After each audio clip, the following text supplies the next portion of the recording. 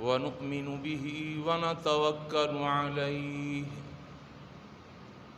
ونعوذ بالله من شرور أنفسنا ومن سيئات أعمالنا من يهده الله فلا مضل له ومن يضلله فلا هادي له ونشهد أن لا إله إلا الله وحده لا شريك له ونشهد أن محمدًا عبده ورسوله أما بعد فإن خير الحديث كتاب الله وخير الهدي هدي محمد صلى الله عليه وسلم وشر الأمور محدثاتها وكل محدثة بدعة وكل بدعة ضلالة وكل ضلالة في النار اللهم صل على محمد وعلى آل محمد كما صليت على إبراهيم وعلى آل إبراهيم إنك حميد مجيد اللهم بارك على محمد وعلى آل محمد كما باركت على إبراهيم وعلى آل إبراهيم إنك حميد مجيد فقد قال الله تبارك وتعالى في القرآن المجيد والفرقان الحميد أعوذ بالله السميع العليم وبوجهه الكريم وسلطانه القديم من الشيطان الرجيم بسم الله الرحمن الرحيم ولله يسجد من في السماوات والأرض طوعا وكرها وظلالهم بالغدو والآصال رب اشرح لي صدري ويسر لي أمري واحلل عقدة من لساني يفقهوا قولي سبحانك لا علم لنا إلا ما علمتنا إنك أنت العليم الحكيم اللهم انفعنا بما علمتنا وعلمنا ما ينفعنا وزدنا علما اللهم إنا نعوذ بك من علم لا ينفع ومن قلب لا يخشع ومن نفس لا تشبع ومن دعوة لا تسمع ہر قسم کی تعریفات و تحمیدات، تسبیحات و تقدیسات، تہلیلات و تمجیدات اور تہنیات و تکبیرات اس اللہ جل جلالہ عم نوالہ کے لیے جس کی جتنی بھی تعریفیں بیان کی جائیں، جس کی جتنی بھی حمد و ثنا بیان کی جائے اور جس کی جتنی بھی تحسین و ستائش بیان کی جائے اور جس کے لیے جتنے بھی شکریہ کے کلمات ادا کیے جائیں کم ہیں۔ حق یہ ہے کہ حق ادا نہیں ہو سکتا۔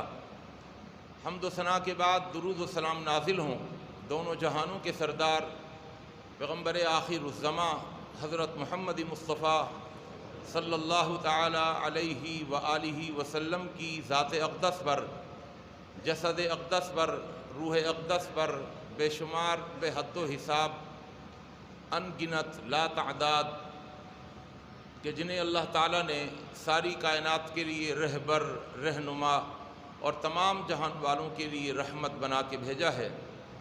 مختصر سی حمد و صلات کے بعد قرآن مجید کا 13واں پارہ 13ویں سورت سورۃ الرعد کی آیت نمبر 15 آپ کے سامنے تلاوت کی ہے۔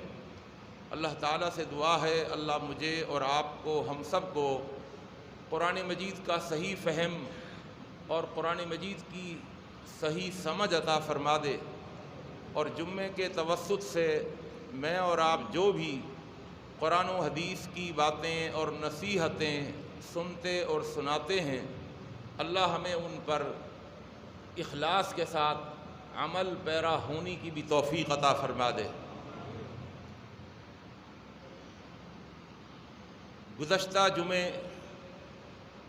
مجھے یہاں پر ہونا تھا اور الحمدللہ ساری تیاریاں بھی مکمل تھیں، لیکن حضرت علی کرم اللہ وجہہ کا یہ قول کہ عرفت ربی بفسخ العزائم، میں نے اپنے رب کو پہچانا اپنے وہ عمل کے جو پختگی میں ارادے سے بڑھ کر عزم کے درجے پر پہنچ چکے تھے۔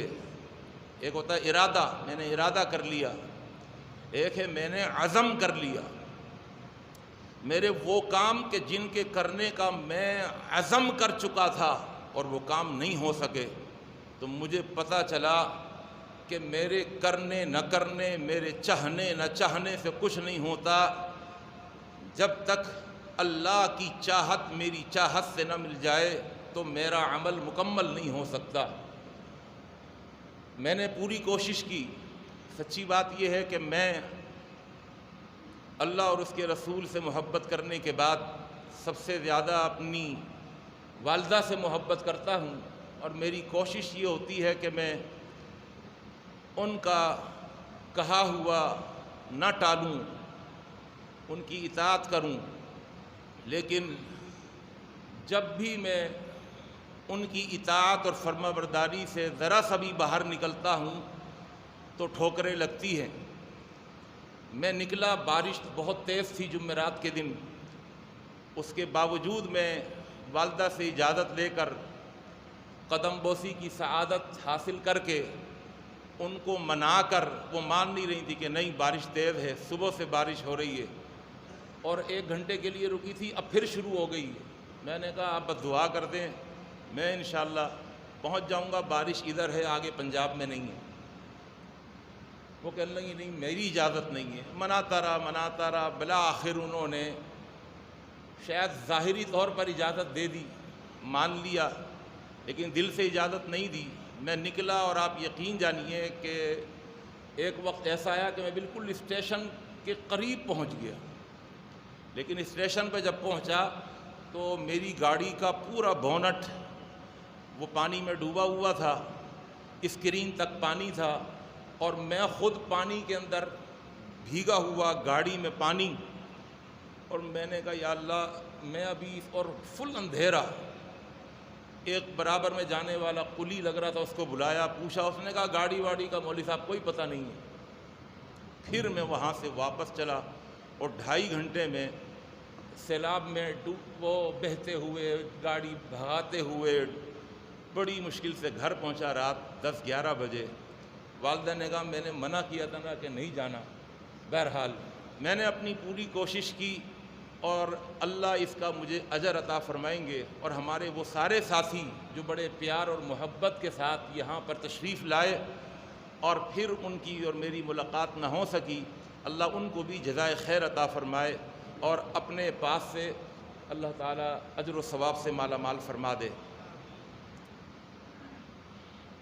تقریباً 2-4 مہینے قبل، مجھے یاد نہیں ہے، آپ کے سامنے میں نے ایک موضوع بیان کیا تھا نماز سے متعلق، اور میں نے آپ کو بتایا تھا کہ یوں تو بہت ساری عبادتیں ہیں اور ہر عبادت اپنے اندر ایک اپنی خوبصورتی رکھتی ہے،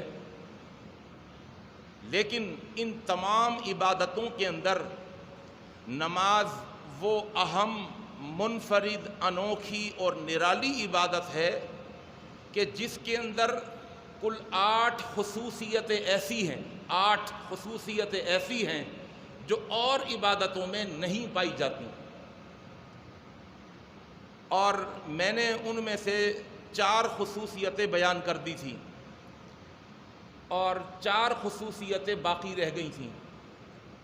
میں 5ویں خصوصیت شروع کر سکتا ہوں، لیکن میں بڑے ہی مختصر سے وقت کے اندر ان 4 خصوصیتوں کا ذکر کر کے پھر 5ویں خصوصیت ذکر کروں گا، تاکہ گزشتہ موضوع سے آپ کے ذہن کی ہم آہنگی ہوتے ہوئے ان 4 خصوصیتوں کو سمجھنا بھی ہمارے لیے آسان ہو جائے۔ اگر آپ کو یاد ہو تو میں نے پہلی خصوصیت یہ ذکر کی تھی کہ پہلی خصوصیت نماز کی یہ ہے کہ نماز ایک عبادت تو ہے، لیکن اس میں جب ہم غور کرتے ہیں تو نماز ایک ہی وقت میں کئی عبادتوں کا مجموعہ ہے۔ میں نے کہا تھا اس میں تطہیر بھی ہے، تطہیر، جسم کی تطہیر، جگہ کی تطہیر اور روح کی تطہیر، اور اس میں تسبیح بھی ہے، تعوذ بھی ہے، اس میں درود بھی ہے، سورہ فاتحہ بھی ہے، قرآن بھی ہے، رکوع بھی ہے، سجدہ بھی ہے، قومہ بھی ہے، تشہد بھی ہے، وغیرہ وغیرہ، اور بڑی تفصیل سے میں نے بتایا کہ اس طرح نماز جو ہے وہ رئیس العبادات ہے۔ اور ایک مثال سے میں نے سمجھایا تھا، یہ پہلی خصوصیت ہو گئی، ایک مثال سے سمجھایا تھا، ایک ہوتا ہے پھول، وہ اپنی بناوٹ میں، سجاوٹ میں، اپنی خوشبو میں، اپنی پتیوں کے رنگ میں، کلر میں بڑا خوبصورت اور جاذب نظر ہوتا ہے، لیکن ایک پھول ہوتا ہے۔ لیکن اگر بہت سارے پھول ایک جگہ جمع ہو جائیں تو اب اس کو پھول نہیں کہا جاتا، بلکہ اب اس کو گلدستہ کہا جاتا ہے۔ تو نماز کی حیثیت تمام عبادتوں کے اندر وہ ایسی ہے کہ گلدستہ ہے، بہت ساری عبادتوں کا مجموعہ ہے۔ یہ پہلی خصوصیت بیان کی تھی۔ اور دوسری خصوصیت میں نے یہ بیان کری تھی کہ طبرانی کی حدیث ہے، اللہ کے رسول صلی اللہ علیہ وسلم نے فرمایا کہ قیامت کے بعد میدان محشر میں اول ما یحاسب بہ العبد الصلاۃ، سب سے پہلے جس عبادت کے بارے میں آپ سے پوچھا جائے گا وہ روزہ نہیں، وہ زکوٰۃ نہیں، وہ حج نہیں، وہ قربانی نہیں، وہ ہے آپ کی نماز۔ فَإِن صَلُحَتْ، اللہ فرمائیں گے نماز دیکھ لو، اگر نماز مکمل ہے، صَلُحَ سَائِرُ عَمَلِهِ، اس کے بقیہ عمل نہیں دیکھنا، اس لیے کہ یہ ہو نہیں سکتا کسی کی نماز مکمل ہو اور اس کے روزے مکمل نہ ہوں۔ کوئی نماز پابندی سے پڑھتا ہو سنت طریقے کے مطابق اور اس کی زکوٰۃ مکمل نہ ہو، اگر نماز مکمل ہو تو سمجھ لینا ساری عبادتیں مکمل ہیں۔ وَإِن فَسَدَتْ فَسَدَ سَائِرُ عَمَلِهِ، اور اگر نماز مکمل نہیں تو سمجھ لینا روزہ بھی مکمل نہیں، پھر زکوٰۃ بھی دیکھنا، پھر اس کا حج بھی دیکھنا، پھر اس کی قربانیوں کو بھی دیکھنا، پھر اس کی کوئی عبادت مکمل نہیں۔ تو یہ نماز کی خصوصیت ہے، خصوصیت ذہن میں رکھیے کہ اور عبادت میں یہ خصوصیت نہیں ملے گی۔ تیسری خصوصیت جو میں نے بیان کری تھی، اگر آپ کو یاد ہو، میں نے کہا تھا کہ نماز 10 منٹ کی ہوتی ہے، 12 منٹ کی ہوگی، کوئی مولوی صاحب لمبی نماز پڑھا دیں 15 منٹ کی ہوگی۔ اس 10 منٹ کی ڈیوریشن کے اندر، اس 10 منٹ کے دورانیے کے اندر بندہ ساری کائنات سے تعلق توڑتا ہے اور رب کائنات سے تعلق جوڑتا ہے۔ یہ تو روزے میں بھی ہوتا ہے، حج میں بھی ہوتا ہے، لیکن نماز کی خصوصیت دیکھیے گا، یہ ہے پوائنٹ سمجھنے والا۔ نماز کی خصوصیت یہ ہے کہ 10 منٹ کی ڈیوریشن کے اندر، 10 منٹ کے دورانیے کے اندر بندہ ساری کائنات سے تعلق اس طرح توڑتا ہے اور رب کائنات سے تعلق اس طرح جوڑتا ہے کہ اس کی ایک ایک حرکت حکم الہی کی پابند ہوتی ہے۔ یاد رکھیے گا، اگر آپ کو یاد ہو، میں نے تشریح کری تھی، رب کہتا ہے جہاں دیکھنے کو کہیں وہیں دیکھنا، جب کھڑے ہونے کو کہیں جبھی کھڑے ہونا، جہاں ہاتھ باندھنے کو کہیں وہاں ہاتھ باندھنا، جہاں جو پڑھنے کو کہیں وہاں وہی پڑھنا۔ تمہاری مرضی نہیں چلے گی، تمہارا دیکھنا تمہارا ہاتھ باندھنا، ہاتھ چھوڑنا، تمہارا قیام، تمہارا رکوع، تمہارا سجدہ، جتنی مرتبہ جھکائیں گے اتنی مرتبہ جھکنا، جتنا جھکائیں گے اتنا ہی جھکنا، تمہاری مرضی نہیں ہوگی، اور جہاں کہیں گے وہیں دیکھنا، جو کہیں گے وہی کہنا، جتنی مرتبہ کہنے کو کہیں گے اتنی ہی مرتبہ کہنا، مرضی نہیں ہوگی کہ ہاتھ باندھ کر تم درود شروع کر دو، تم سجدے میں جا کر سورہ فاتحہ پڑھنا شروع کر دو، کہا نہیں، اللہ اکبر تکبیر تحریمہ سے لے کر سلام تک تیرے ایک ایک حرکت اور تیرا ایک ایک عمل حکم الہی کا پابند ہوگا۔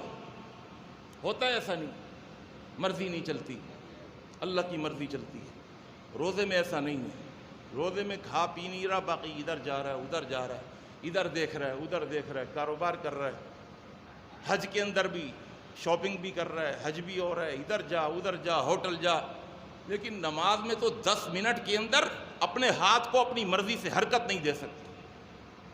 3 ہو گئی جی، یہ سب بیان کی ہوئی ہیں، آپ کہیں گے جی موضوع شروع کریں۔ چوتھی خصوصیت یہ بھی بیان کر دی تھی۔ چوتھی خصوصیت میں نے آپ کو یہ بتائی تھی کہ سارے تحفے فرشی ہیں اور نماز تحفہ عرشی ہے۔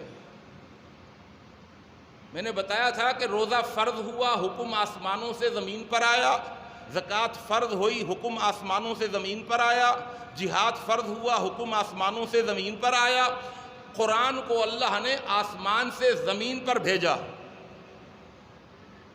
قربانی فرض ہوئی، واجب ہوئی، حکم آسمانوں سے زمین پر آیا، پوری شریعت آسمانوں سے زمین پر آئی، لیکن جب نماز کی باری آئی تو اللہ نے فرمایا اے میرے حبیب یہ تحفہ ایک خاص تحفہ ہے، اس خاص تحفے کو میں کسی کے واسطے سے بھیجنا نہیں چاہتا، میں چاہتا ہوں کہ بغیر کسی واسطے کے یہ تحفہ دینے والا میں ہوں اور لینے والے آپ، ورنہ تو جبرائیل کو دیا جاؤ یہ دے کر آ جاؤ، روزے لے جاؤ، زکوٰۃ کا حکم لے جاؤ، جہاد کی فرضیت لے جاؤ واسطے کے ساتھ، لیکن جب نماز کی باری آئی تو اللہ نے فرمایا کہ اے میرے حبیب خود دوں گا، خود لینا ہوگا۔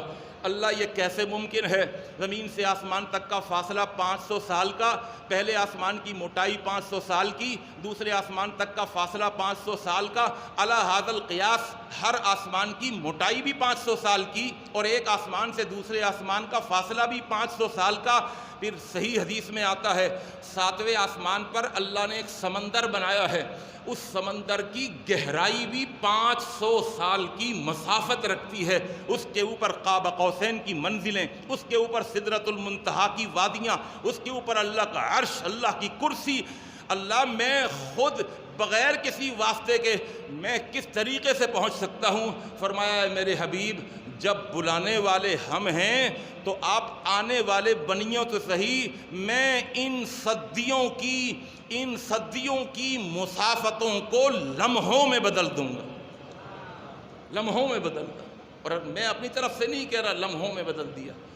قرآن کا 15واں پارہ کھولیے، سورہ اسراء پہلی آیت، سبحان الذی اسریٰ بعبدہ لیلاً، لیلاً کے اوپر جو تنوین ہے، 2 زبر ہیں، یہ 2 زبر بتا رہے ہیں اللہ نے فرمایا اے میرے حبیب ایک پوری رات کا عرصہ مجھے درکار نہیں ہوگا۔ لیلاً کی تنوین بتا رہی ہے کہ رات کے کچھ حصے کے اندر میں یہ مسافتیں 1 مرتبہ نہیں 2 مرتبہ طے کرا دوں گا۔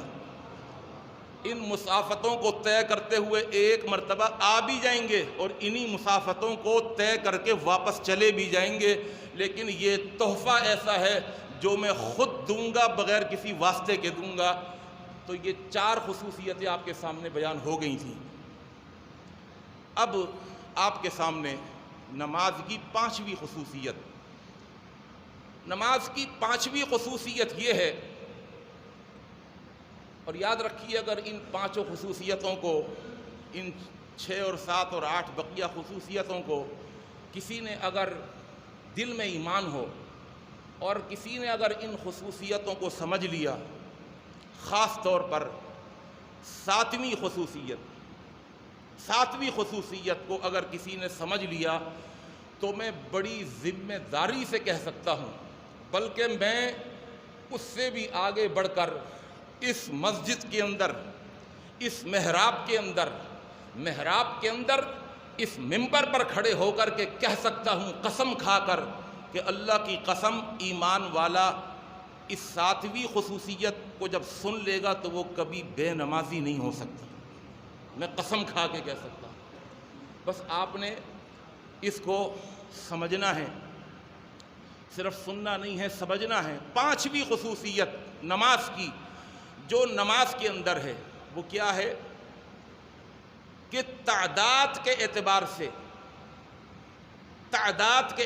سے نماز آپ کو تمام عبادتوں سے آگے نظر آئے گی۔ تعداد کے اعتبار سے یہ خصوصیت ایک نماز کی۔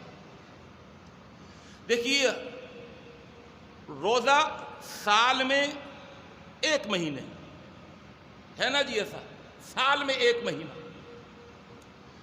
زکوٰۃ کو لیں تو زکوٰۃ سال میں ایک مرتبہ، وہ بھی اگر صاحب نصاب ہو تو زکوٰۃ دے گا ورنہ زکوٰۃ لے گا۔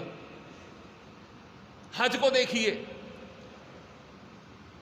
سال میں نہیں، پوری زندگی کے اندر ایک مرتبہ، وہ بھی کب کہ جب وہ صاحب استطاعت ہوگا، تو پوری زندگی کے اندر صرف ایک دفعہ حج کر لیا تو یہ فریضہ ساقط ہو جائے گا۔ حج زندگی میں ایک مرتبہ، زکوٰۃ سال میں ایک مرتبہ، روزہ سال میں ایک مہینہ۔ لیکن جب نماز کی باری آتی ہے تو اللہ فرماتے ہیں میرے بندے، نماز سال کو چھوڑ، زندگی کو چھوڑ، مہینے کو چھوڑ، دن میں 5 مرتبہ، دن میں 5 مرتبہ۔ اچھا جی، 10 دن میں، یہ بزرگ ساتھی بیٹھے ہوئے ہیں، یہی میتھ کو بغیر کیلکولیٹر کے یہی زیادہ سمجھتے ہیں۔ آج کے تو ہم سب جو ہے نا وہ کیلکولیٹر والے ہیں، سارے پڑھے لکھے۔ ہاں جی، 50 کو 10 سے کرے نا ملٹیپلائی، یہ بھی یاسر بھائی بیٹھے ہوئے ہیں ادھر، ہیں جی، 50 نمازیں ہو گئیں، صحیح ہے جی۔ اور مہینے کے 30 دن بتاتے جائیں جی، مول خطیب سے بات کرنے کی اجازت ہے، آپس میں نہ کریں۔ 150 نمازیں مہینے میں پڑھنی پڑیں گی، اور اگر 150 کو اگر آپ 12 سے ملٹیپلائی کریں جی، ہاں جی، ایک سال میں 1800 نمازیں پڑھنی ہیں، 1800 نمازیں ایک سال میں۔ روزہ سال میں ایک مرتبہ، زکوٰۃ سال میں ایک مرتبہ، اور جب نماز کی باری آئی اللہ کہتا سال میں 1800 مرتبہ۔ اور میں کہتا ہوں اگر کسی کو اللہ نے توفیق دے دی، اس نے 50 سال سے نمازیں پڑھ رہا ہے، 50 سال سے نمازیں پڑھ رہا ہے، تو ذرا مجھے بتائیے گا، ذرا آپ اس کو 1800 کو ذرا 50 سے ملٹیپلائی کریں جی۔ یہ چھوٹا چھوٹا تو آسان ہوتا ہے نا،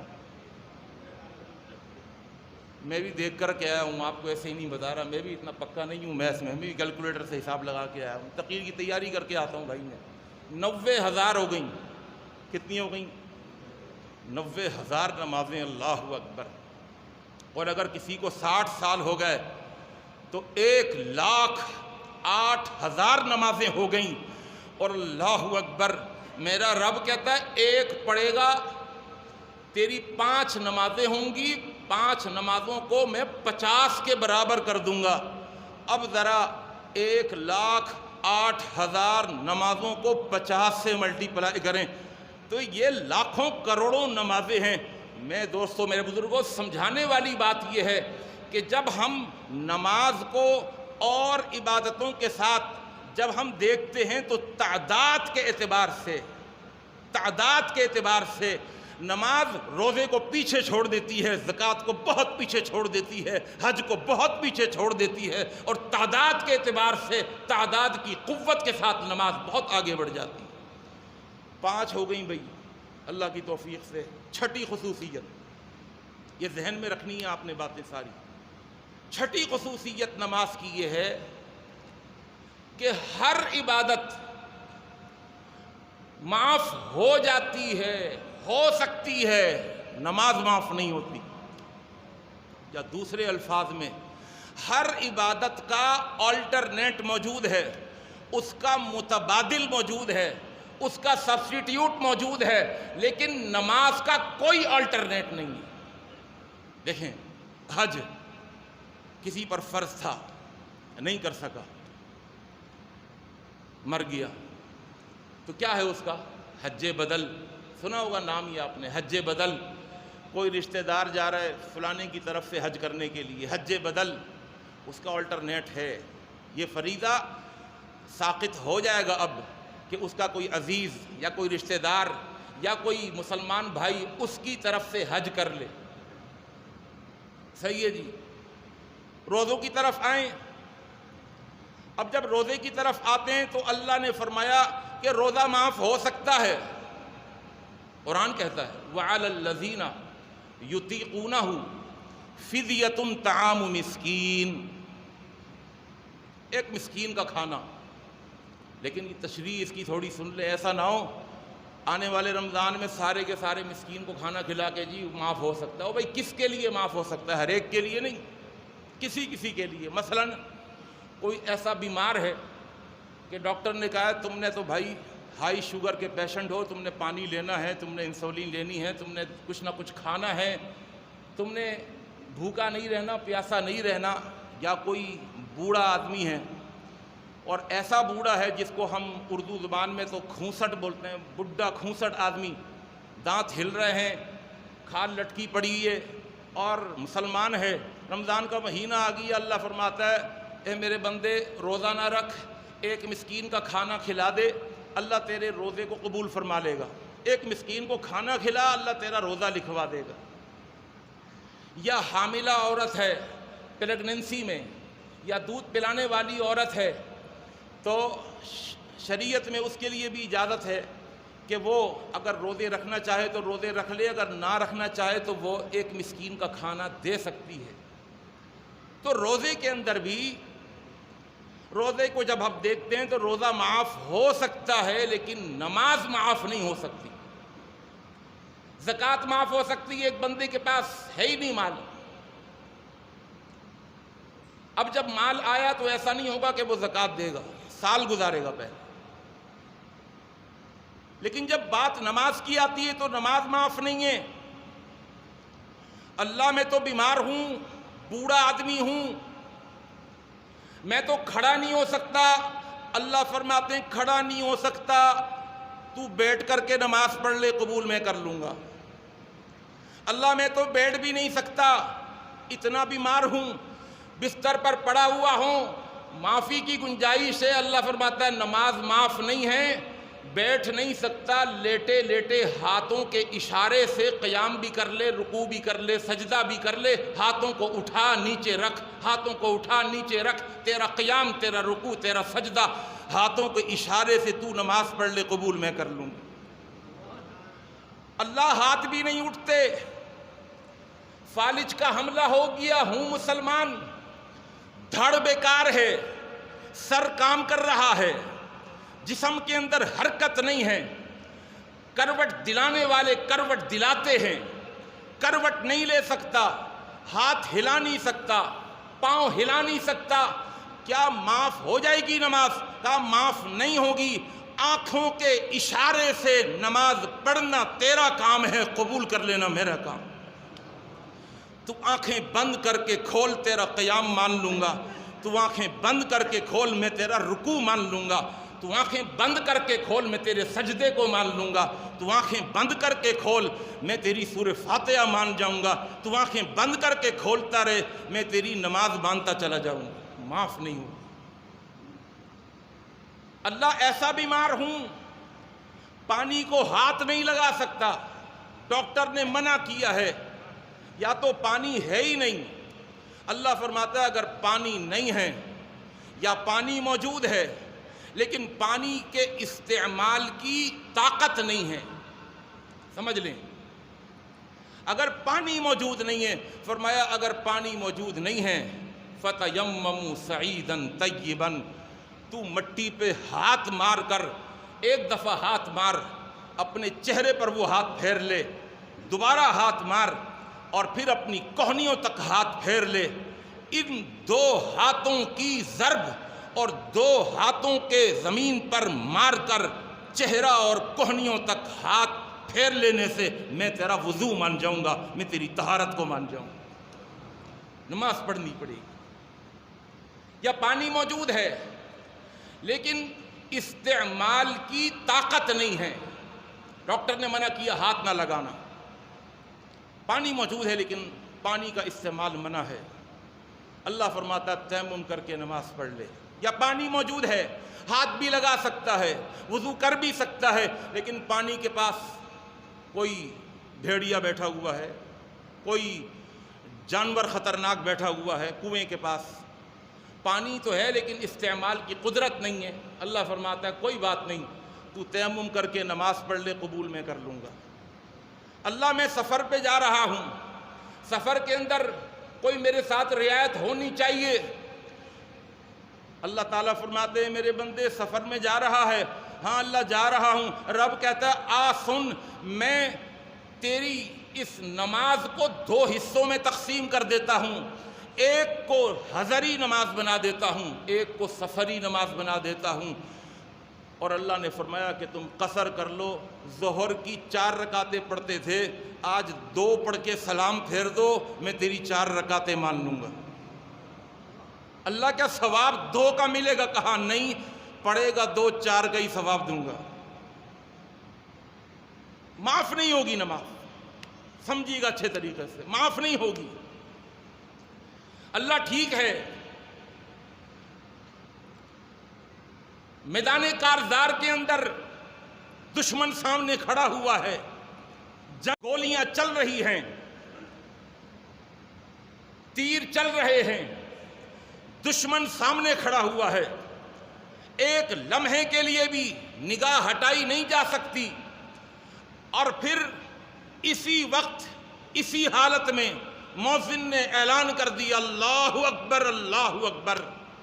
اللہ تعالیٰ فرماتا ہے اے میرے حبیب وَإِذَا كُنْتَ فِيهِمْ فَأَقَمْتَ لَهُمُ الصَّلَاةَ فَلْتَقُمْ طَائِفَةٌ مِّنْهُمْ مَعَكَ وَلْيَأْخُذُوا حِذْرَهُمْ وَأَسْلِحَتَهُمْ۔ اللہ اب کیا کریں، لڑیں یا نماز پڑھیں؟ اللہ فرماتے ہیں میرے حبیب اپنے لشکر کو 2 حصوں میں تقسیم کر دیجئے، ایک حصے کو دشمن کے سامنے کھڑا کر دیجئے اور ایک حصے کو میری بارگاہ میں کھڑا کر دیجئے، نماز معاف نہیں ہو۔ اور وقت نہیں ہے، میں آپ کو بتاتا، حدیث کے اندر میدان جنگ میں نماز پڑھنے کے کل 8 طریقے آئے ہیں، 8 طریقے، 8 طریقے۔ ان میں ایک طریقہ یہ بھی ہے کہ اگر اذان ہو گئی اور جنگ ہو رہی ہے، اینما تولوا فثم وجہ اللہ، تمہارا منہ قبلے کی طرف ہو نہ ہو، کہیں بھی منہ ہو، تم سواری پر ہو، تم زمین پر ہو، نماز پڑھ لو، اللہ تمہاری نماز قبول فرما لے گا، نماز معاف نہیں ہوگی۔ اللہ ایک ایسا مریض ہے اس کے لیے معافی کی گنجائش بنتی ہے، عقل کہتی ہے کہ اس پر نماز معاف ہو جانی چاہیے۔ کون سا مریض؟ اللہ ایک مریض ہے جسے بیماری ہے انفلات ریح کی، انفلات ریح کہتے ہیں ہوا خارج ہوتی رہتی ہے، گیس کی بیماری ہوتی ہے بہت سارے لوگوں کو، ہوا خارج ہوتی رہتی ہے۔ یا ایک مریض ہے جس کو بیماری ہے سلسل بول کی، پیشاب کے قطرے نکلتے رہتے ہیں، بیماری ہے، اللہ تعالیٰ محفوظ فرمائے۔ اس کے لیے تو گنجائش سمجھ آتی ہے، نماز معاف ہونی چاہیے، اس لیے کہ پیشاب کے قطرے مسلسل گر رہے ہیں، انفلات ریح، ہوا مسلسل خارج ہو رہی ہے۔ اللہ کے رسول حضرت محمد مصطفیٰ صلی اللہ علیہ وسلم نے فرمایا اللہ اس مریض پر بھی نماز کو معاف نہیں کرتا۔ اللہ کیا کرے، یہ تو طہارت حاصل کر ہی نہیں سکتا، پانی سے بھی نہیں کر سکتا، تیمم سے بھی نہیں کر سکتا، ادھر طہارت حاصل کرتا ہے، ادھر طہارت نجاست سے بدل جاتی ہے۔ اللہ تعالیٰ فرماتے ہیں میرے حبیب ان سے کہہ دیجئے ایک مرتبہ وضو کر کر مصلی پر کھڑے ہو کر نماز پڑھنا شروع کر دے، سلام پھیرنے تک پیشاب کے قطرے گرتے ہیں، گرتے رہیں، میں تیری نماز کو گرنے نہیں دوں گا۔ ہوا نکلتی رہے نکلتی رہے۔ میں اللہ کے حکم سے دین کا ایک طالب علم ہوں، مفتی ہوں، مسئلہ سمجھا رہا ہوں۔ ایک دفعہ وضو کر لے، اس کے بعد ہوا خارج نماز کے دوران ہوتی ہے، ہوتی رہے، پیشاب کے قطرے گرتے ہیں، گرتے رہیں۔ رب کہتا ہے نماز معاف نہیں ہوگی، نماز تو پڑھ لے، اس حالت میں قبول میں کر لوں گا۔ اللہ اکبر۔ ایک صحابی آئیں اللہ کے رسول صلی اللہ علیہ وسلم کے پاس،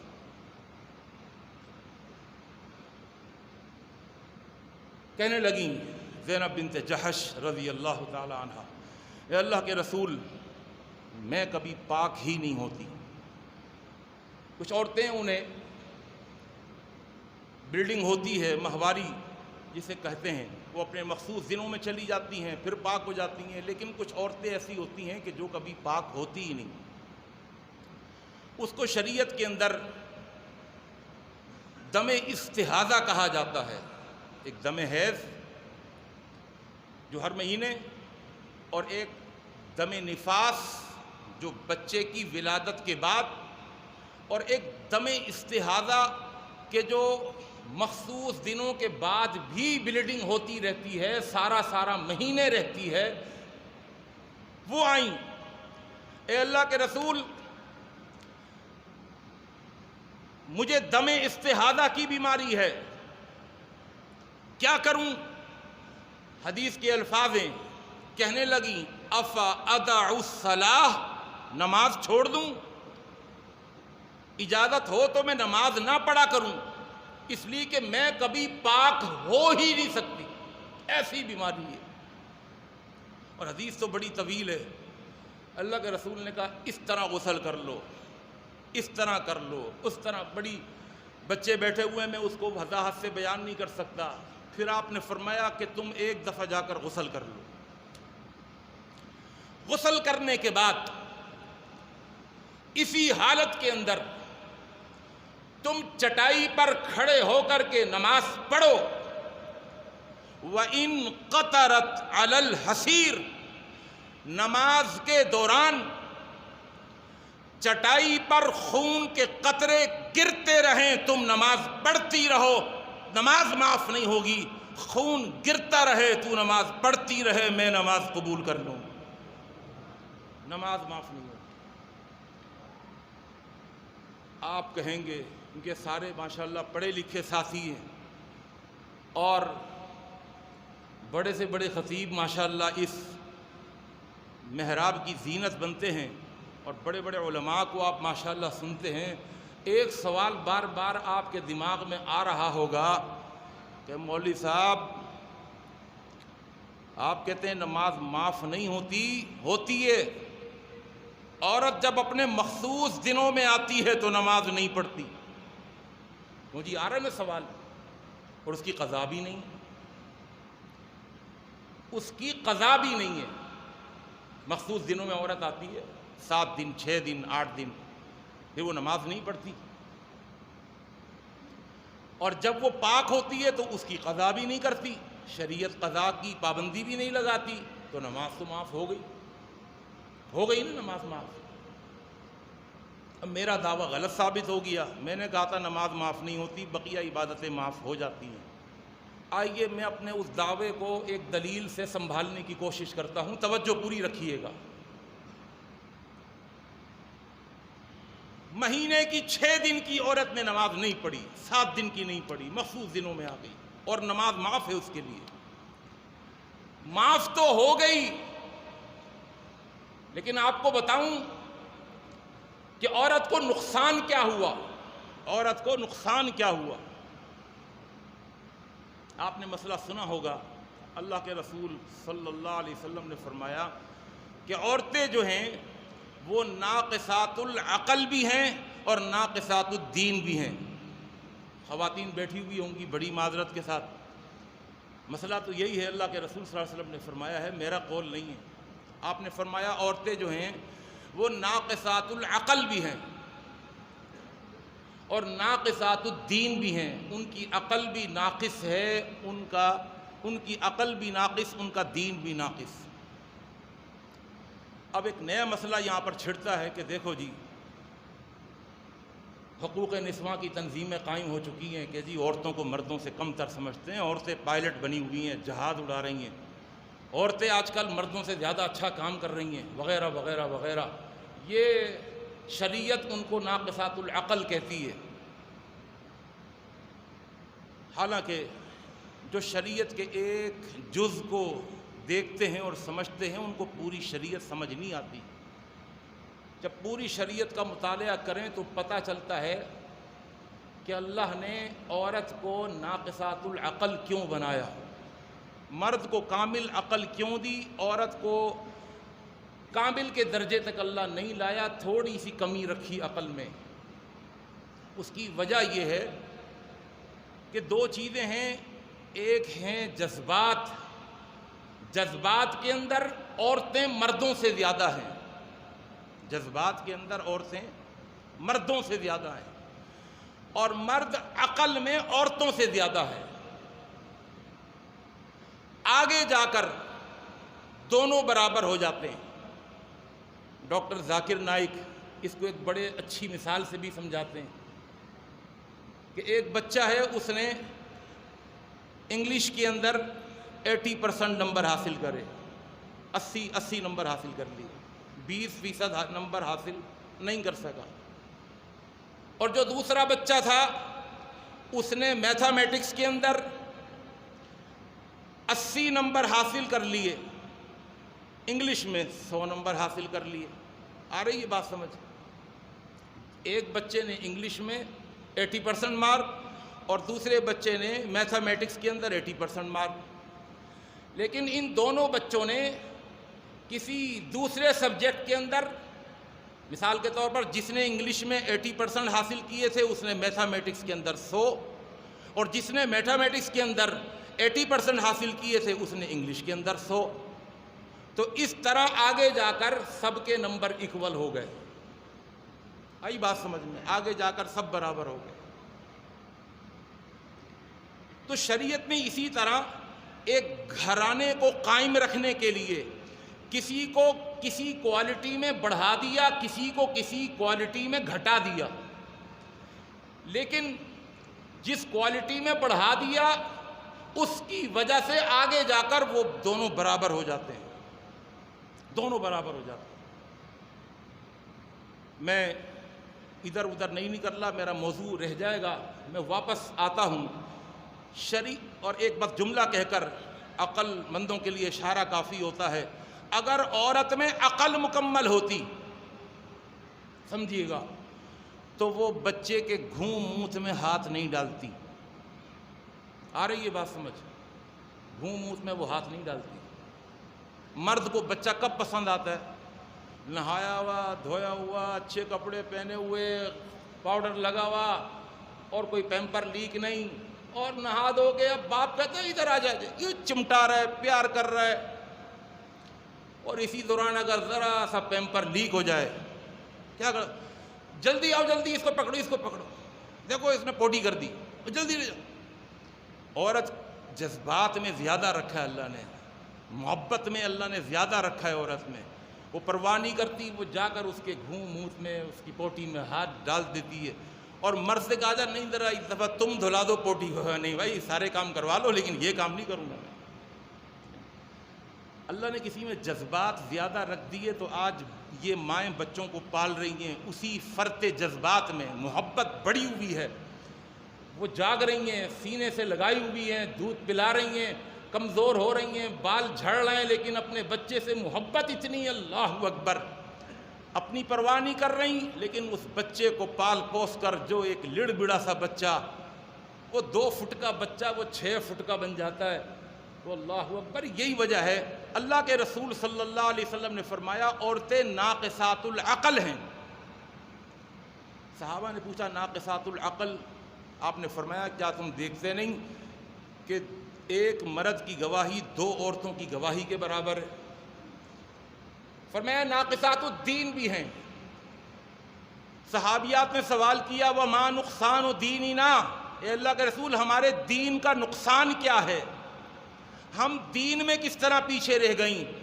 آپ نے فرمایا کیا ایسا نہیں ہے کہ مرد پوری نمازیں پڑھتا ہے اور عورت جب اپنے مخصوص دنوں میں آتی ہے تو نمازیں چھوڑ دیتی ہے، اس کی نمازیں رہ جاتی ہیں اور مرد کی نمازیں پوری ہو جاتی ہیں.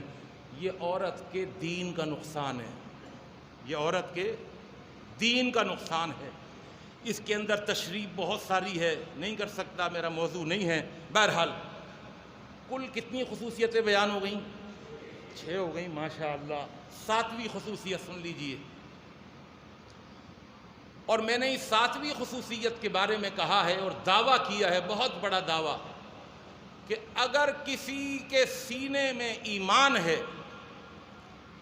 اور وہ اس 7ویں خصوصیت کو سن لے، سمجھ لے، تو میں اس مسجد کے اندر، اس محراب کے اندر، اس منبر پر کھڑے ہو کر اللہ کی قسم کھا کر کے کہہ سکتا ہوں کہ پھر وہ سب کچھ ہو سکتا ہے، بے نمازی نہیں ہو سکتی.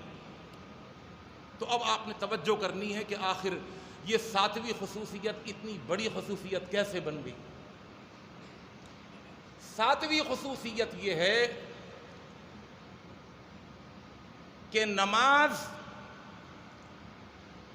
مومن کا شناختی کارڈ ہے، آئیڈینٹی کارڈ، شناختی کارڈ ہے.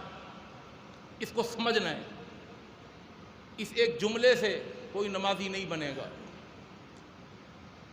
نماز مومن کا شناختی کارڈ ہے. اب میرا دعویٰ سنیے. دعویٰ یہ ہے، اس دعوے کے دلائل دوں گا آپ کے سامنے اللہ کی توفیق سے. دعویٰ یہ ہے کہ نماز مومن کا شناختی کارڈ ہے، دنیا کے اندر بھی، قبر کے اندر بھی، حشر کے اندر بھی. یہ میرا دعویٰ ہے. دنیا کے اندر بھی، قبر کے اندر بھی، حشر کے اندر بھی شناختی کارڈ. شناختی کارڈ کی اہمیت کا آپ کو پتہ ہے نہیں پتہ؟ یہاں سے اگر پشاور جائیں، جب ضرب عضب وغیرہ جب آپریشن ہو رہا تھا، اس وقت تو سوال ہی پیدا نہیں ہوتا کہ شناختی کارڈ کے بغیر آپ چلے جائیں. شناختی کارڈ. وہ فوجی، وہ سپاہی سب سے پہلے پوچھتا کہاں سے آئے؟ کراچی سے آئے. شناختی کارڈ دکھاؤ. کارڈ دکھایا، دیکھا، پھر ہاں جی شناختی کارڈ بناؤ. اہمیت ہے اس کی.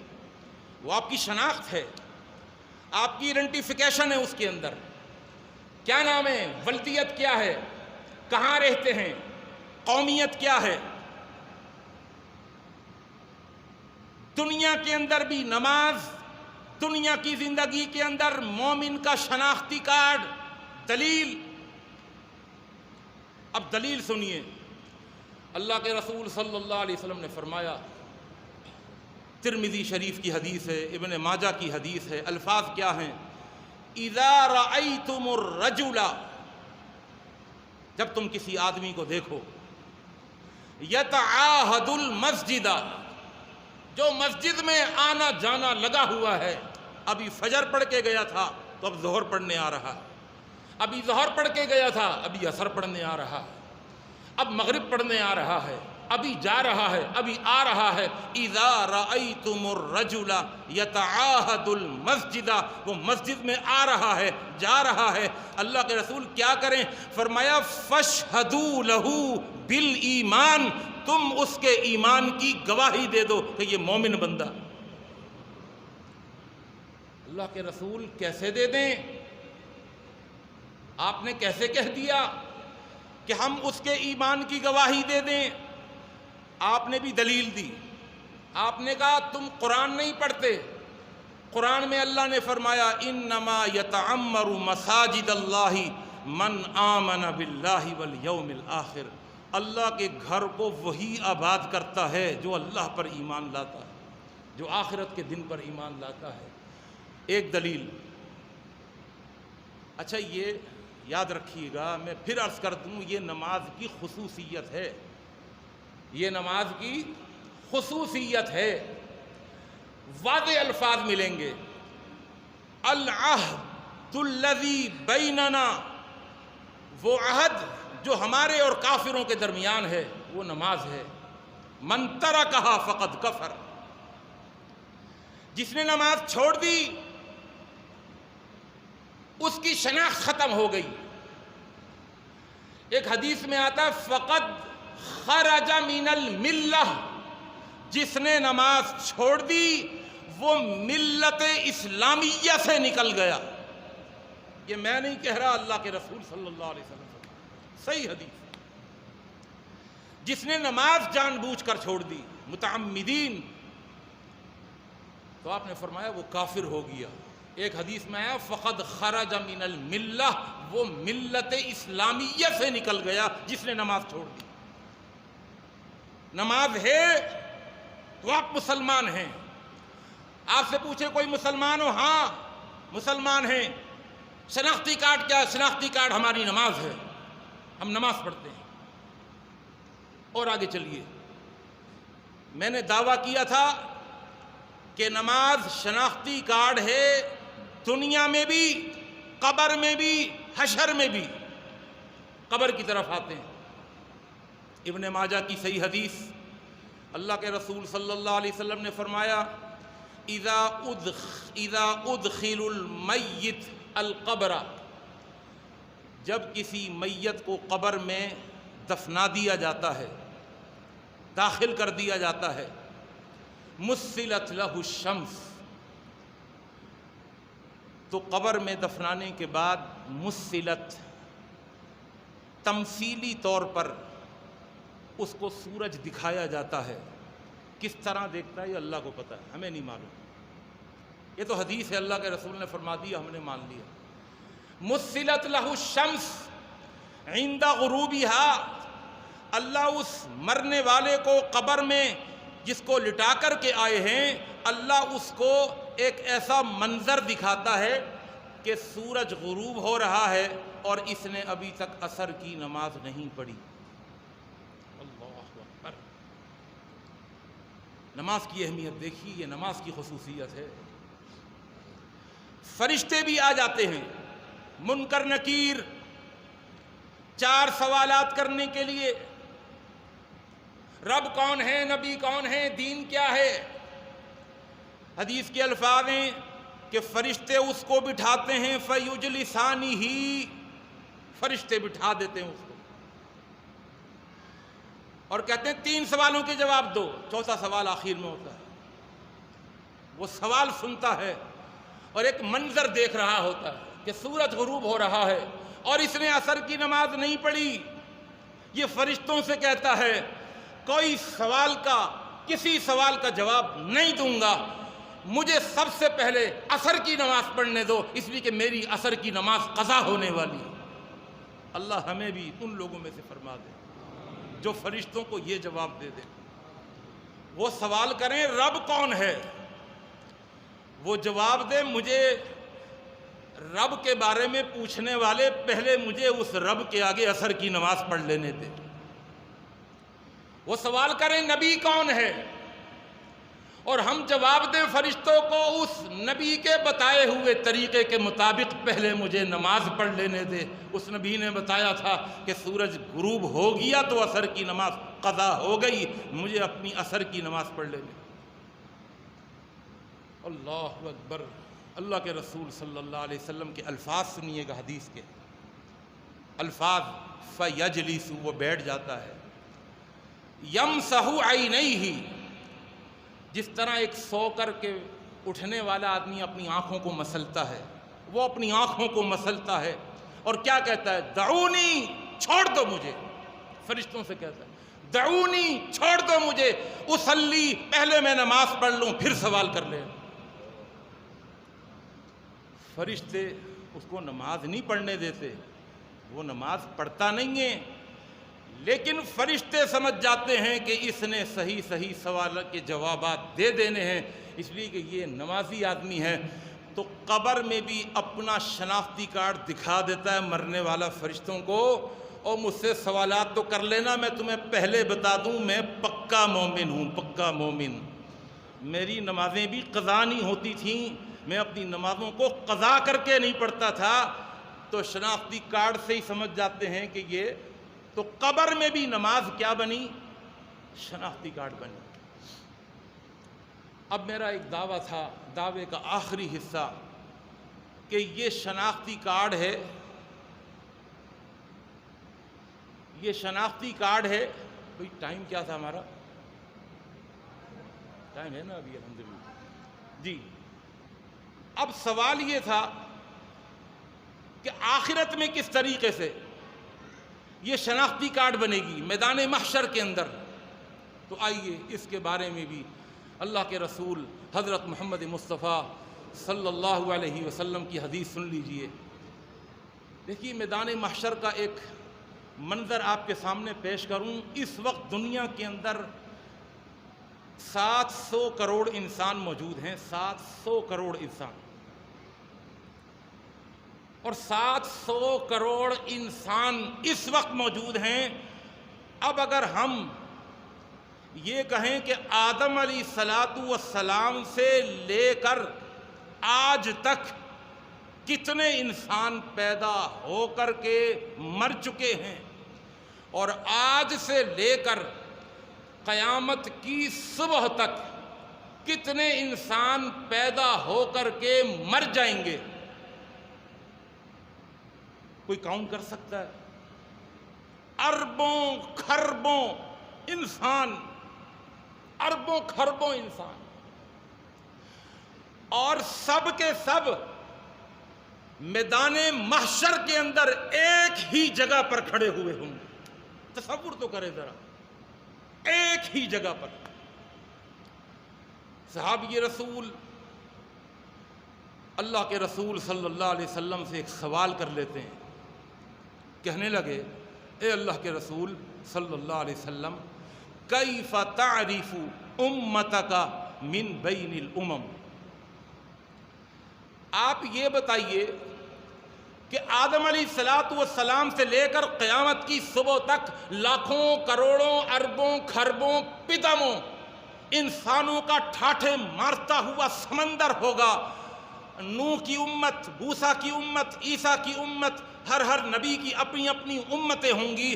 اے میرے حبیب یہ تو بتائیے کہ آپ اپنی امت کو ان انسانوں میں سے کیسے پہچانیں گے؟ آپ کیسے پتہ چلے گا کہ یہ آپ کا امتی ہے، وہ آپ کا امتی نہیں ہے؟ جبکہ اللہ کے رسول صلی اللہ علیہ وسلم فرماتے ہیں، اب سوال بہت بڑا سوال تھا، بہت بڑا سوال۔ شناختی کارڈ کی بات ہو رہی ہے۔ جن لوگوں نے حج کیا ہے ماشاءاللہ ذرا ہاتھ کھڑا کر کے بتائیں، حج کیا ہو یا رمضان میں عمرہ کیا ہو، ہاتھ کھڑا کر کے بتائیں ماشاءاللہ۔ اللہ سب کے حج عمرے قبول فرمائے، اور جنہوں نے حج عمرے نہیں کیے اللہ ان کے لیے وہاں جانا آسان فرما دے۔ آپ نے نوٹ کیا ہوگا کہ حج کا 30 لاکھ کا مجمع ہوتا ہے، اور اس مجمع کے اندر جگہ جگہ سے لوگ آئے ہوئے ہوتے ہیں، مصر سے آئے ہوئے ہوتے ہیں، شام سے آئے ہوئے ہوتے ہیں، مالدیپ سے آئے ہوئے ہوتے ہیں، وغیرہ وغیرہ، اور سب نے اپنی شناخت، اپنی پہچان کے لیے کسی نے کوئی پیلی چادر، کسی نے کوئی لال چادر، کسی نے کوئی ہری چادر، کسی نے کوئی گلے میں لٹکایا ہوا ہوتا ہے کہ پتہ چلے یہ اس گروپ کے، فلانے گروپ کے یہ ہیں، فلانے گروپ کے یہ ہیں، تاکہ اتنے انسانوں کے مجمع میں خلط ملط نہ ہو جائیں، گم نہ ہو جائیں۔ تو ایک شناخت رہتی ہے، پہچان رہتی ہے کہ اس کلر کا رومال رکھنے والے وہ ہیں، اس کلر کا رومال رکھنے والا گروپ وہ جا رہا ہے۔ تو طواف بھی ہوتا ہے تو وہ اپنے گروپ کے اندر ہی اندر رہتے ہیں تاکہ ہماری شناخت اور پہچان ہو کپڑوں کے کلر سے، ورنہ گم ہو جاتے ہیں۔ اللہ کے رسول صلی اللہ علیہ وسلم نے فرمایا کہ میری امت کا ایک شناختی کارڈ ہوگا، ایک پہچان ہوگی، اور وہ الفاظ کیا ہیں جو آپ نے فرمائے؟ میری امت کا ایک شناختی کارڈ ہوگا، اور میں اپنی امت کو اس شناختی کارڈ کے ذریعے سے پہچان لوں گا۔ اللہ کے رسول کون سا شناختی کارڈ؟ فرمایا ہم غر محجلۃ من آثار الوضوء۔ اللہ اکبر۔ اور حدیث کا آخری جملہ لیس احد کذالک غیرہم، میری امت کی شناخت اور پہچان یہ ہوگی غر، ان کے چہرے چمک رہے ہوں گے، میری امت کے چہرے چمک رہے ہوں گے، محجلۃ، میری امت کے اعضائے وضو، یہ ہاتھ کوہنیوں تک اور یہ پاؤں یہ چمک رہے ہوں گے۔ کس طرح چمک رہے ہوں گے؟ آپ نے فرمایا جس طرح عورت کے ہاتھ پر پہنا ہوا زیور چمکتا ہے، سونا چمکتا ہے، چہرہ چمک رہا ہوگا، ان کے ہاتھ اور پاؤں چمک رہے ہوں گے۔ اور اللہ کے رسول صلی اللہ علیہ وسلم نے فرمایا لیس احد کذالک غیرہم، یہ شناخت، یہ پہچان صرف اللہ مجھے میری امت کے لیے عطا فرمائے گا۔ ایک آدم علیہ السلام سے لے کر قیامت کی صبح تک انسانوں کے مجمع میں یہ شناخت اگر کسی کو ملے گی تو صرف اور صرف میرے امتیوں کو ملے گی۔ فرمایا ان کے اعضائے وضو چمک رہے ہوں گے، اعضائے وضو چمک رہے ہوں گے۔ او بھائی سمجھ رہے نہیں سمجھ رہے؟ اور پھر اللہ کے رسول صلی اللہ علیہ وسلم نے ایک مثال دے کے تو ایسا سمجھایا کہ ایک ان پڑھ سے ان پڑھ آدمی، ایک جوتیوں کو سینے والا موچی آدمی، ایک ریڑھی چلانے والا، اپنے آلو پیاز بیچنے والا بھی، ایک پڑھا لکھا بھی، ایک مرد بھی، ایک عورت بھی، ایک بچہ بھی اس مثال کو سن کر پورا مسئلہ سمجھ سکتا ہے۔ آپ نے فرمایا اے میرے صحابی سن، لو ان رجلا ارأیت لو ان رجلا لہ خیل غر محجلۃ، مجھے بتا تو صحیح، میں تجھے مثال سے سمجھاؤں۔ ایک آدمی ہے کہ جس نے گھوڑے پالے ہوئے ہیں اور اس کے جو گھوڑے ہیں غر محجلۃ، گھوڑے ایسے ہیں کہ وہ پورے کالے ہیں لیکن ان کی پیشانیاں، ان کا چہرہ بالکل سفید ہے، اور وہ پورے کالے ہیں لیکن اس کے چاروں ہاتھ پاؤں سفید ہیں، غر محجلۃ۔ اور آپ نے فرمایا بین ظہری خیل دہم بہم، یہ گھوڑے جو سفید پیشانی والے ہیں، جس کے چاروں پاؤں سفید ہیں اور باقی جسم کالا ہے، بین ظہری خیل دہم بہم، یہ گھوڑے اگر داخل ہو جائیں ان گھوڑوں کے اندر جو سر سے لے کر پاؤں تک سیاہ فام ہیں، دہمن بہمن، دہمن بہمن کہتے ہیں کہ ان کے جسم کا کوئی حصہ بھی سفید نہ ہو، سیاہ فام ہو، کوئلے کی طرح گھوڑے بالکل کالے ہوں، اور ان کالے گھوڑوں کے اندر ایک آدمی کے گھوڑے ایسے داخل ہو جائیں جن کے چہرے بھی سفید ہوں، جن کے ہاتھ پاؤں بھی سفید ہوں، باقی پورا جسم کالا ہو۔ آپ نے فرمایا الا یعرف خیلہ، اے میرے صحابی مجھے بتا، کیا یہ سفید پیشانی والے گھوڑے کا مالک، سفید ہاتھ پاؤں رکھنے والے گھوڑے کا مالک، کیا ان گھوڑوں میں اپنے گھوڑوں کو نہیں پہچان لے گا؟ کتنا پیارا سوال۔ قالوا بلا یا رسول اللہ، کہنے لگے اللہ کے رسول کیوں نہیں پہچان لے گا؟ وہ تو فوراً کہے گا بھائی وہ گھوڑا بھی میرا ہے، بھائی یہ بھی میرا ہے، دیکھو ادھر ایک وہ ادھر نظر آ رہا ہے وہ بھی میرا ہے۔ وہ کالے بھجنگ گھوڑوں میں سے اپنے گھوڑوں کو آسانی سے نکال لے گا۔ آپ نے فرمایا اے میرے صحابی، کل قیامت کے دن میدان محشر کے اندر میری امت، اس کے پاس ایک شناختی، چونکہ وضو کر کے نماز پڑھتی تھی، اللہ کل قیامت کے دن اس کے وضو کی جگہوں کو سفید بنا دے گا، نورانی بنا دے گا، روشن بنا دے گا۔ میرے امتی دور سے بھی مجھے نظر آئیں گے اور میں اپنے امتیوں کو جمع کر لوں۔ اب میں یہاں پر ایک جملہ کہا کرتا ہوں، ارے وہ بے نمازی انسان، میدان محشر میں تو پتہ ہی نہیں چلے گا کہ تو ہے کون سے نبی کا امتی۔ یاد رکھیے گا یہ جملہ۔ میدان محشر ہو، سورج 1 میل کے فاصلے سے آگ برسا رہا ہو، لوگوں کی زبان پر رب ارحنی ولو الی النار کا جملہ ہو، رب ارحنی ولو الی النار۔ اللہ کے نبی صلی اللہ علیہ وسلم فرماتے ہیں کہ ہر انسان پسینے میں ڈوب رہا ہوگا، پسینہ جسم سے جدا نہیں ہوگا، کسی کا پسینہ ناف تک، کسی کا پسینہ کاندھوں تک، کسی کا پسینہ منہ تک، کوئی پسینے کے اندر ڈوبا ہوا ہوگا، اور سورج کی گرمی ہوگی۔ یوم تبدل الارض غیر الارض، یہ مٹی کی زمین نہیں ہوگی، تانبے کی زمین ہوگی۔ سورج کا فاصلہ 1 میل کا فاصلہ اس وقت کتنا دور ہے؟ 1500 کروڑ میل دور ہے۔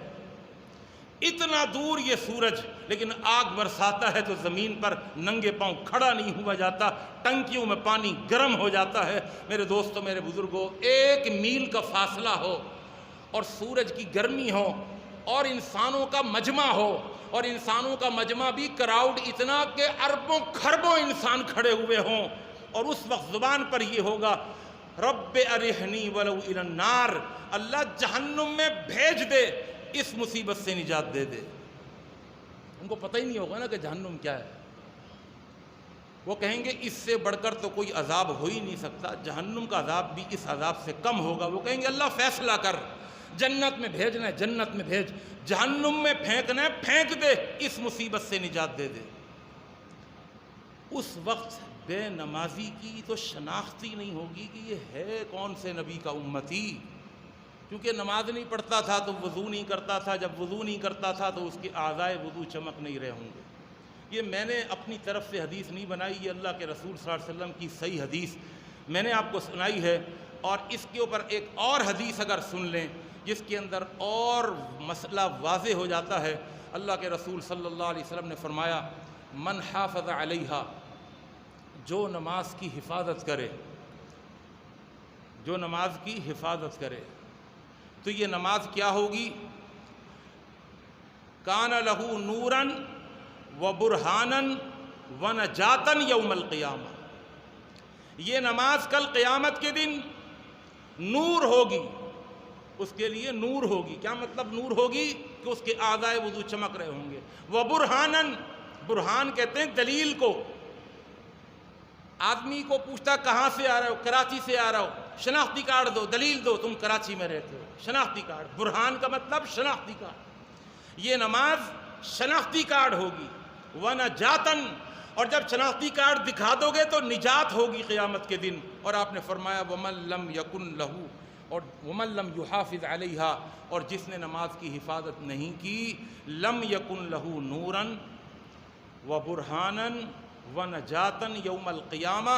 حدیث کے الفاظ، جو نماز نہیں پڑھتا ہوگا، وَيَكُونُ يَوْمَ الْقِيَامَةِ مَعَ قَارُونَ وَفِرْعَوْنَ وَحَامَانَ وَأُبَيْ بن خلف، 4 نام لیے اللہ کے رسول نے۔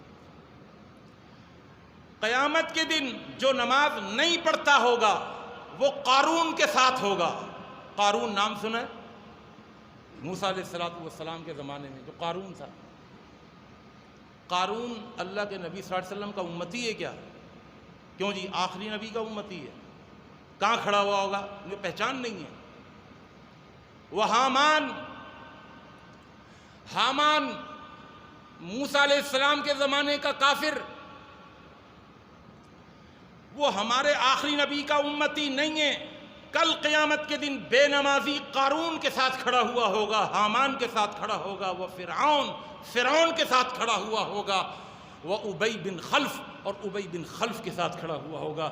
میرے دوستو، میرے بزرگوں، جو سمجھنے والی بات ہے وہ یہ ہے کہ اگر کوئی شخص نماز نہیں پڑھتا دنیا کے اندر اور یہ سمجھتا ہے کہ میں مومن ہوں، اللہ کی قسم وہ مومن نہیں ہے، نہ وہ دنیا میں مومن ہے، نہ وہ قبر میں مومن ہے، اور نہ وہ حشر میں مومن ہے، اس لیے کہ نماز شناختی کارڈ ہے، دنیا کے اندر بھی، قبر کے اندر بھی، حشر کے اندر بھی۔ اللہ اکبر۔ اور نماز کا فائدہ ہے تو تھوڑا سا، ابھی گئے تھے پھر آ گئے، پھر گئے دکان پہ بیٹھے تھے پھر اذان دے دی مؤذن نے، ہے تو تھوڑا سا کڑوا کام، لیکن نہ دمڑی جاتی ہے نہ چمڑی جاتی ہے، نہ دمڑی نہ چمڑی۔ کوئی خرچہ ہوتا ہے؟ کوئی خرچہ نہیں، کوئی خرچہ نہیں۔ اللہ اکبر۔ نہ کوئی آدمی کی دمڑی جاتی ہے کہ یار گھس گئے، حج میں تو دمڑی بھی جاتی ہے چمڑی بھی جاتی ہے۔ فائدہ کتنا بڑا!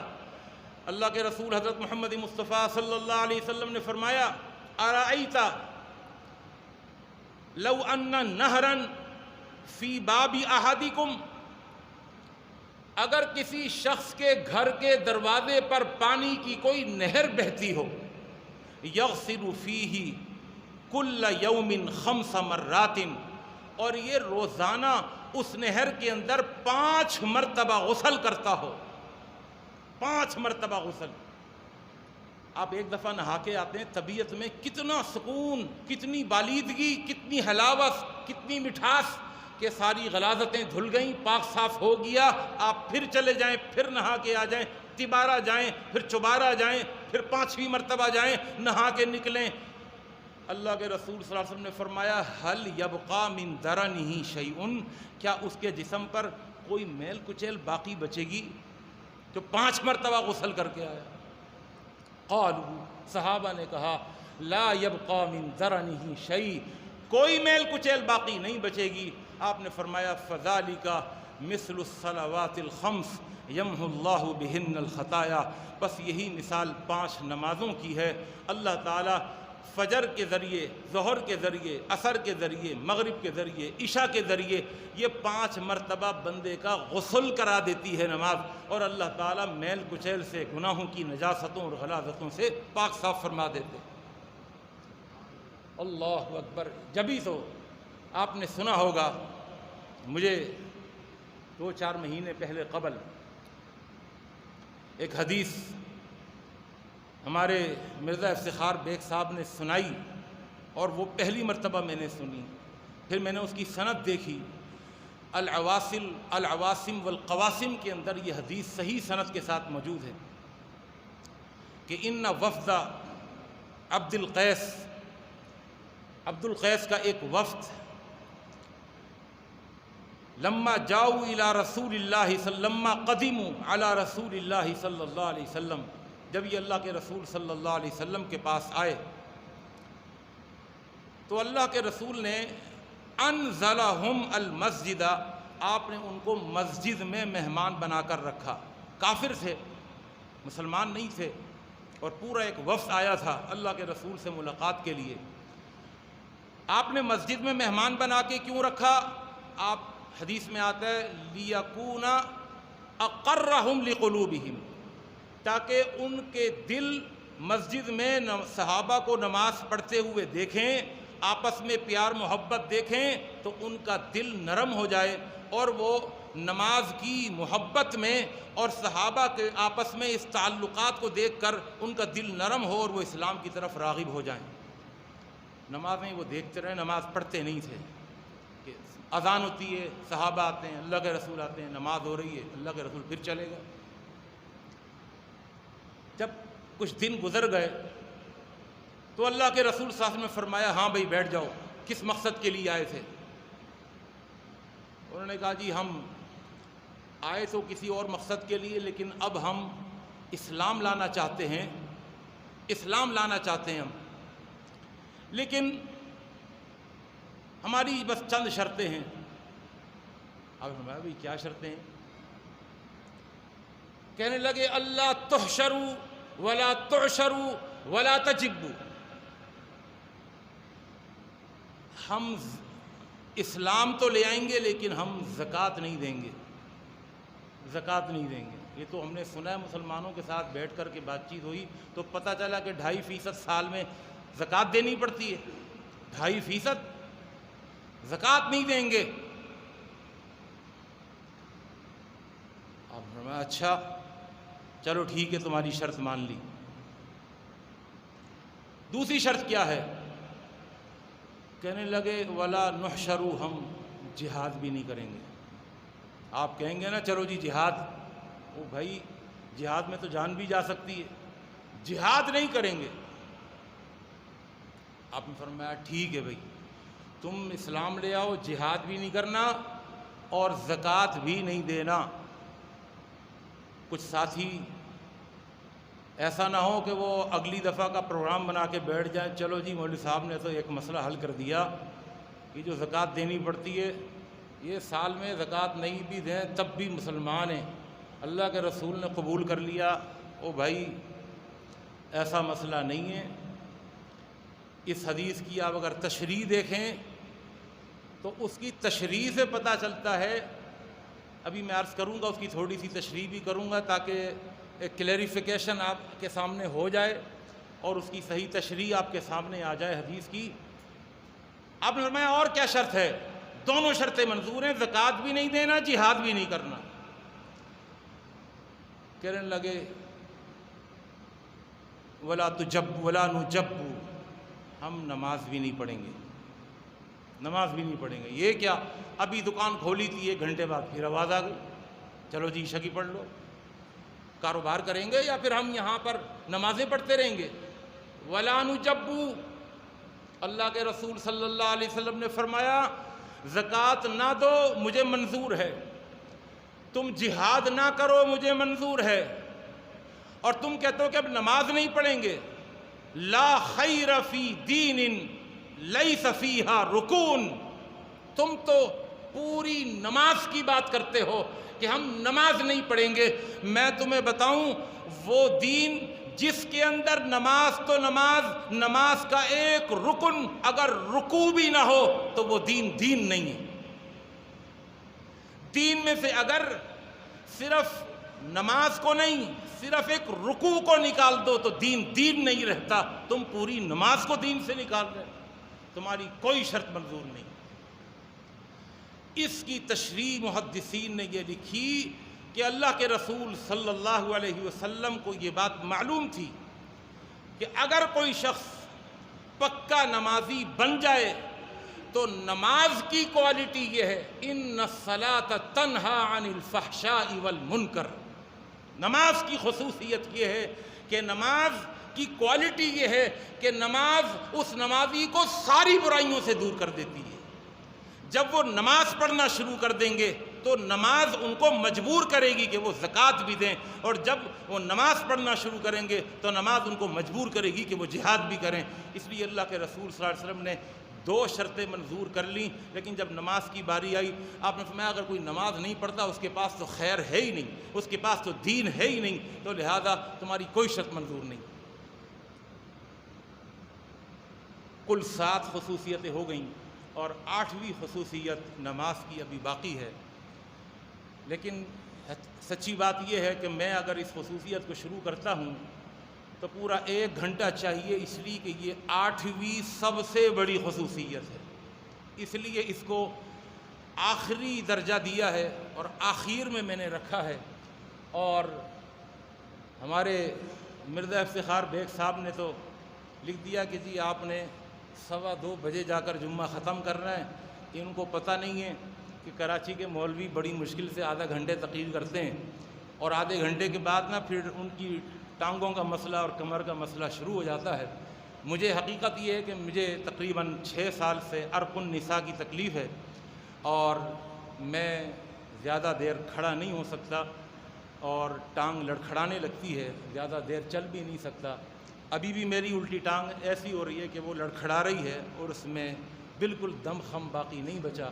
اللہ تعالیٰ سے دعا ہے جو کچھ بھی بیان ہوا ہے اللہ مجھے اور آپ کو ہم سب کو عمل کی توفیق عطا فرما دے۔